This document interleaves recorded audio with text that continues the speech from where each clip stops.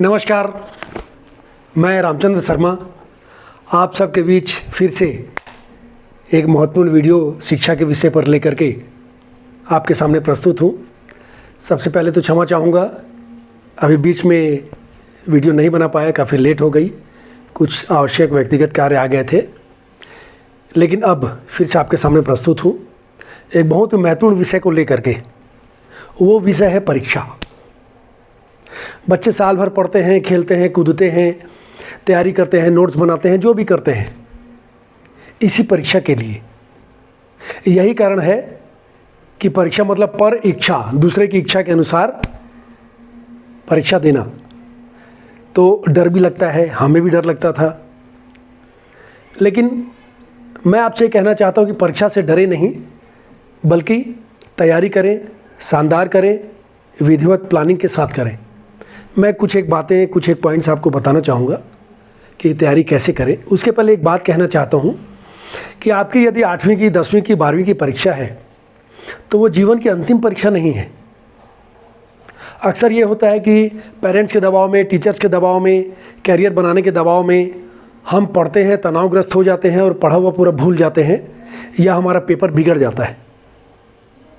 तो वो बच्चे जिनको घर से डर हो, माता पिता का कोई डर हो, कैरियर का कोई डर हो, वो बच्चे गलत निर्णय ले लेते हैं, अपने आप को नुकसान पहुंचाते हैं या कोई गलत हरकत कर लेते हैं। आप समझ रहे होंगे मैं जो कहना चाह रहा हूँ। तो बच्चों, मैं आपसे कहना चाहता हूँ कि ये अंतिम परीक्षा नहीं है जीवन की। मैं भी यदि पुलिस की सर्विस में सेलेक्ट हुआ तो मैं भी वो कोई पहली बार में परीक्षा पास नहीं कर लिया।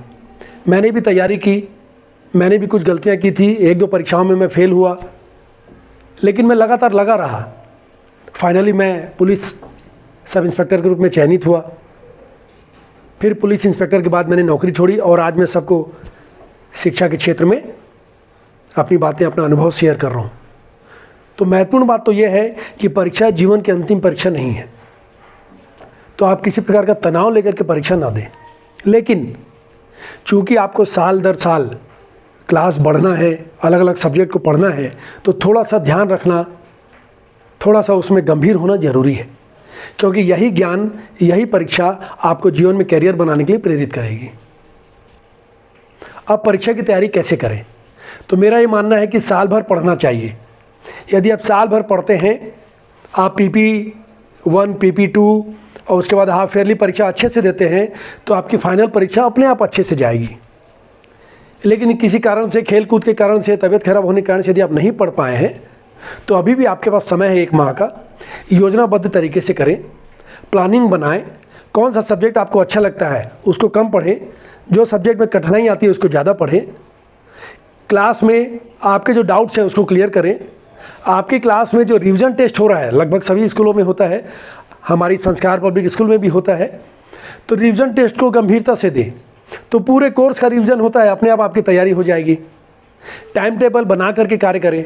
यदि आप 6 घंटे घर में पढ़ रहे हैं, तो जो कठिन सब्जेक्ट है उसको 2 घंटे पढ़ें, आसान सब्जेक्ट है उसको 1-1 घंटे पढ़ें। थोड़ा बीच बीच में रिलैक्स हो। 2 घंटे की पढ़ाई के बाद लगभग 20 मिनट रिलैक्स होना चाहिए, 25 मिनट, ऐसा विज्ञान कहता है। तो आप थोड़ा रिलैक्स हो, चाय पिए, हल्का फुल्का माहौल बनाएं, फिर पढ़ने बैठ जाएं। मोबाइल से दूर रहें। क्यों? क्योंकि अभी आपको 1-1.5 महीने जो मेहनत करनी है बोर्ड परीक्षा के लिए या सामान्य परीक्षा के लिए, तो उस समय आपका सोशल मीडिया से दूर रहना बहुत ज़रूरी है, ताकि आपका डिस्ट्रैक्शन मत हो, कंसंट्रेशन बढ़े। ये आपको ध्यान रखना है। खान पान अच्छे से रखना है, घरेलू खाना खाना है। बहुत ज़्यादा देर रात तक जागना नहीं है, बल्कि सुबह उठ करके पढ़ेंगे तो और बेटर रहेगा। अपने दोस्तों के साथ, जो आपके दोस्त हैं आपकी क्लास के हैं, उनके साथ ग्रुप बना लें। शाम को 1 घंटा या तो आप चले जाएं या वो आ जाएं, उनके साथ क्वेश्चन आंसर डिस्कस करें।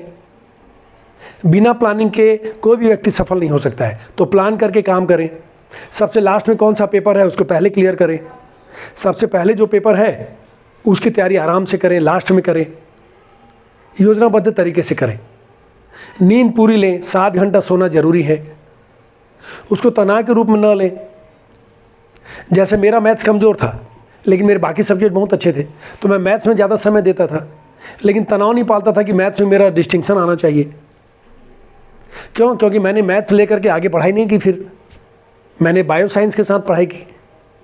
वैसा ही आप भी कर सकते हैं। पेरेंट्स से अनुरोध करूँगा कि बच्चे का सपोर्ट करें, ध्यान दें, उनको बहुत ज़्यादा प्रेशर ना करें। तुझे 95% लाना है, ये नहीं होना चाहिए। क्या 12वीं में आप जेई नीट पास करेंगे तभी कैरियर बनेगा? कॉलेज के बाद आप पीएससी भी पास कर सकते हैं, बैंकिंग, आर्मी के जो एग्ज़ाम्स होते हैं वो पास कर सकते हैं। आप बहुत अच्छे बिजनेसमैन बन सकते हैं। आप कॉमर्स से लेकर के सीए बन सकते हैं, कहीं ऑडिटर बन सकते हैं। बहुत सारे फील्ड हैं। एक ही परीक्षा तय नहीं करेगी कि आप क्या बनेंगे। बस गंभीर रहें, अपने प्रति, अपने माता पिता के प्रति जिम्मेदार रहें। इन सब बातों का यदि ध्यान रखेंगे तो परीक्षा बहुत अच्छे से जाएगी। समय सारणी बना करके काम करें और तनाव न लें। ठीक, एक ही बुक से पढ़ें। कोई नया मैटर मिलता है तो वो बुक के मार्जिन में लिख लें।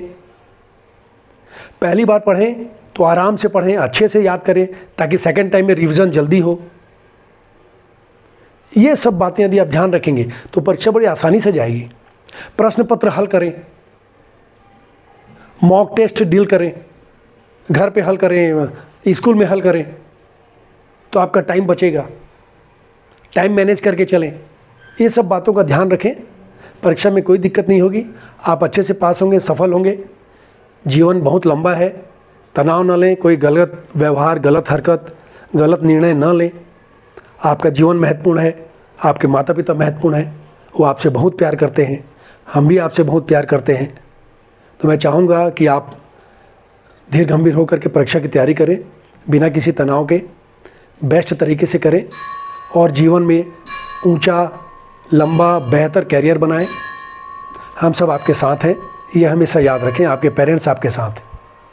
वीडियो आपको पसंद आया होगा तो लाइक करें, शेयर करें, सब्सक्राइब करें और यदि कमेंट बॉक्स में कुछ लिखना चाहें तो मेरे लिए आप लिखें, ताकि मैं आगे फिर किसी विषय पर वीडियो बनाने के लिए आप कहें तो मैं बना सकूं।